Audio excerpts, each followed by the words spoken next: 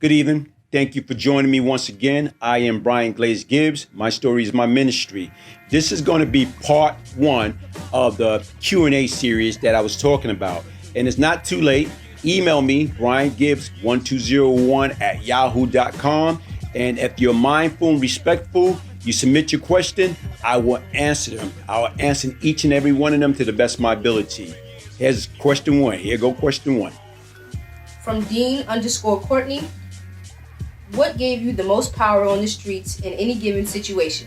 And when you look back now, do you still get the same buzz in life that you are still here today to tell the story as a motivational speaker, guiding and helping people that might be taking the same chances you did back in the day on the streets of crime? Dean_Courtney. Great question. Powerful question. What gave me the most power? You know what? Honestly speaking, I don't know whether it was power, but to me, when I was out there and I was doing what I was doing, I think what gave me the most power is the confidence that I had. The older I became and I knew what to watch out for when I dealt with individuals on the street. I knew how to handle each and every situation to the best of my ability. As I got older and I got deeper into it based upon some of the experience and some of the trial and tribulation that I've been through. As far as right now, yes, I count my blessing. And to me, I felt my life was spared and I was given a second opportunity to be a motivated speaker, to share my story as part of my ministry, to give back to the individuals that's out there thinking that crime pay, thinking that it's shortcuts in life. They don't understand there's no such thing as shortcut in life. Mitchell Woodard asks, during your time in the game, was there anybody that you feared or thought twice about going to war with?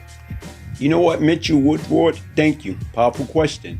As far as me fearing anybody, you know what? Like I say, I won't call it fear, but I call it being cautious. Because once again, you had some individual back then that did not play that basically right now would take your head off. So to me, yeah, I was very cautious based upon their reputation, based upon who they was and some of the things that they've been through or whatever. So to me, yes, it was a few people, especially some of the old timer that I was leery about. And like I said right now, certain situation, if I didn't have to have no run-ins with them, yeah, I'll avoid it at all costs. Because once again, like I told you right now, is guess what? I wasn't the baddest person or whatever, but yet and still, hey, I pay attention and knew how to respond to these individuals and knew how to deal with them. If I had to go to war with them, guess what? I went to war with them when it's absolutely necessary. Question from Mark T. Will you talk at schools and places when COVID goes down to talk about crime prevention and dangers of the street world? Mark T, great question. Yes, I would. Even right now, I have spoken at certain, churches, certain community center. And yes, right now, I will welcome the opportunity to talk at school, talk at university, talk to the younger generation about, crime prevention and the things that they need to watch out for as far as the sign when they see these kids is heading down a wrong road, letting them know what to look out for. Letting them know everything that they up against. Here it is. There's no such thing as taking, getting caught up in the crime or you got certain level of crime. The bottom line is if you're out there committing crime, it's almost being addicted to drug. You know what? You start off with marijuana and then right now is once marijuana don't work for you, then you go to cocaine, then you go to heroin. That's the same thing with crime. You can start off doing miscellaneous crime and then you wind up graduate and start doing major crime. But right now, if you can get them to understand not doing any crime at all, that's the lesson that need to be learned at the very beginning of the stage. What was your favorite rap songs you liked back then or now if you listen to hip hop? My favorite rap song back then, was honestly speaking, probably Kumo D, How You Like Me Now. Oh, my man Spoonie G. Yes, y'all. A Spoonie G, y'all. First you rock and you roll and you roll and you rock to the rhythm. Grandmaster Flash and the Furious 5. So, Run DMC, you know what I'm saying? I'm light skinned. I'm from Brooklyn. I love eating collard green and chicken. LL Cool J, Rock the Bell. Yeah, it's a lot. It's so many that it's hard to choose from. Question from Doug Moye. How do you feel about laws that make being a felon a life sentence even after you serve your time, being restricted from gainful employment and housing? Hey, Doug, Great question. But how do I feel about that? You know what? Listen, man. Here it is. The same way we dig ourselves into the hole by committing and being convicted for a felon is the same way we can dig ourselves out of the hole. Because once again, yes, in the beginning, if you get the opportunity to present yourself on a job interview and go face to face with the company or the hiring manager, you have to sell yourself. You have to let them know that, guess what? Yes, I did make a mistake, but I learned from my mistake. So don't get me wrong, just because you're branded as a felon, you can use that to your advantage and let them know that they gave you the opportunity that you will be one of the best employees that they ever hire. And that's the same thing as far as housing or whatever, because once again, it takes time. People is not going to trust you once you come home, but you can gain their trust in time. And guess what? What you're going to have to do is keep applying. And sooner or later, guess what? You can get a fair treatment when it comes down to job application, applying for job, and when you apply for housing. You can get that in due time. EFTV asks, do you know the tall brother in the photo I've attached? If so, what do you know about him? He was from Brookline Housing. Hey, GTTV or GBTV? No, I do not know the tall brother in that photo. I looked at it closely and analyzed it or whatever. I do not know him. And once again, man, just because you grew up in Brooklyn, trust me, you're not gonna know everybody.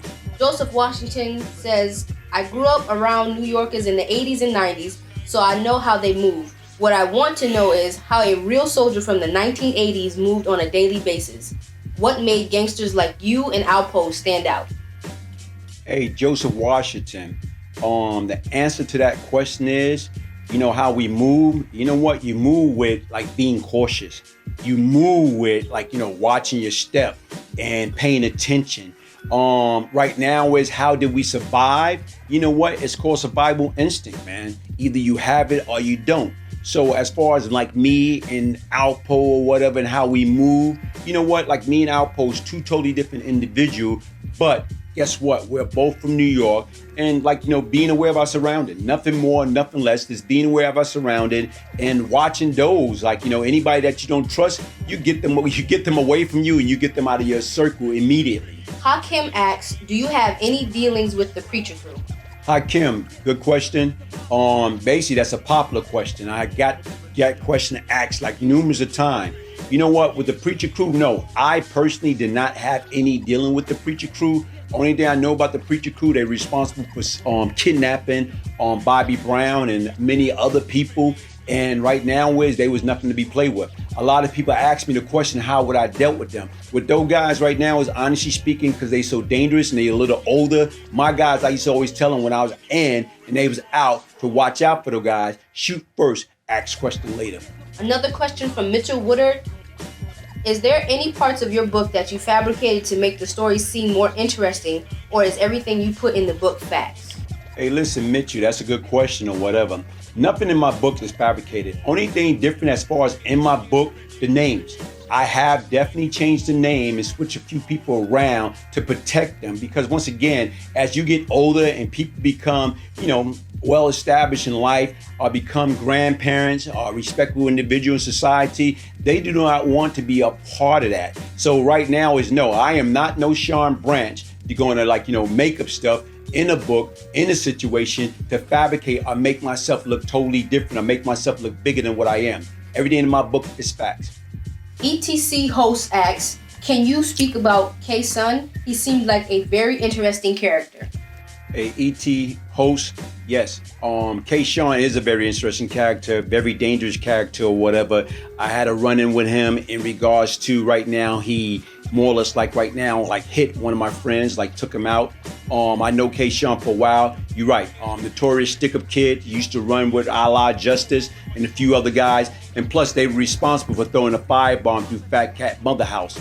So yeah, those guys was like, you know, we was at war. Very dangerous individual. And like I said right now, he, unfortunately, like I said right now, he was a casualty of that war. He died at a very young age. May his soul rest in peace and his spirit be lifted. Joe Bignotti asks, what made you turn to dealing like you were poor? Joe, it wasn't the fact that I was poor. No, we wasn't poor. But you know what? That's the environment that you came up under.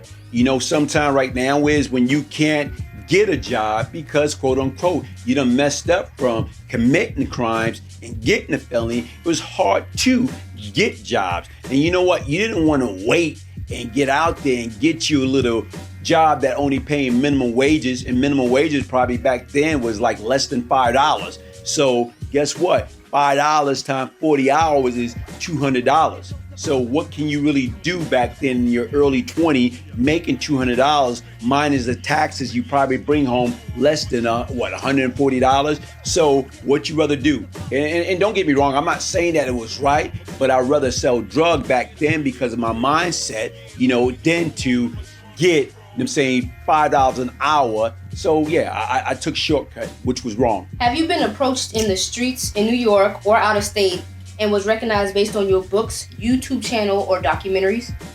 Wow, yeah. You know what? You'd be surprised, how people come up on you, recognize you from my book, recognize me from YouTube or different documentary, and approach me. And you know what? I find that amazing. But yeah, whether I'm in New York, whether I'm in South Carolina, whether I'm in Georgia, whether I'm in California, wherever I am, it's you'd be surprised at the airport, wow, wait a minute here. And to me, now, initially, I was kind of startled by that, but now I'm very comfortable about that. People are going to approach you because once again, my platform is getting larger and people starting to recognize who I am and know my story. And yeah. What podcasts or media do you listen to or watch? You know what? It varies. It all depends upon what mood I'm in. It all depends upon what I'm searching for. But you know what? Like I say, Vlad TV. Like I say, All Viral Asset. Let me see, another one is Up for Debate. Very powerful content. Let me see. It's so many that's out there. I've checked out Mano new one that he came out with. And like I told you right now, it's so many different ones. Even from my guy, Infomine. I have checked him out. I'm a big fan of Infomine because he gave me the platform that I have. And even at the present time, I have so many people have been telling me that that's what I should have been doing, getting to the podcast. And you know what? Listen, I'm open. Anybody out there that have the right, format and the right ideal, give me a call. Email me, Brian, BrianGibbs 1201 @yahoo.com. Was it hard to meet new people, friends, or relationships after you changed your life because you were concerned that people would be afraid or intimidated by your past, or do you tell them right away? No, it all depends upon the situation and circumstance. To me, once I changed, it wasn't hard for me to meet new friends. You know what? Let's look at that word friends. It's very hard to call people your friend these days in time. You call them associates, and as time go on, it all depends upon what you put into it. Then as an associate, it developed into a friendship. So it wasn't hard at all, but you still be cautious because once again, right now is how many people pretend to be your friend, but really not your friend. They smile in your face and the only time they want to do is take your place. So, but as I changed my life, guess what? You change your dealing with people, because before, guess what? I had that criminal mentality. My friend, most of them was criminal. So now that I changed my lifestyle and I became a law-abiding citizen, so most of the people that I dealt with and my associate was law-abiding citizen. If you could go back and do it all over again, would you? What would you change? You know what? Great question. If I can go back and do it all over again, I can remember a time being on a run from the federal government. And me and one of my co-defendants at the time, we both was on a run. And I can remember we was in the cab going down Atlantic Avenue in Brooklyn. And I can remember we're in a world of trouble.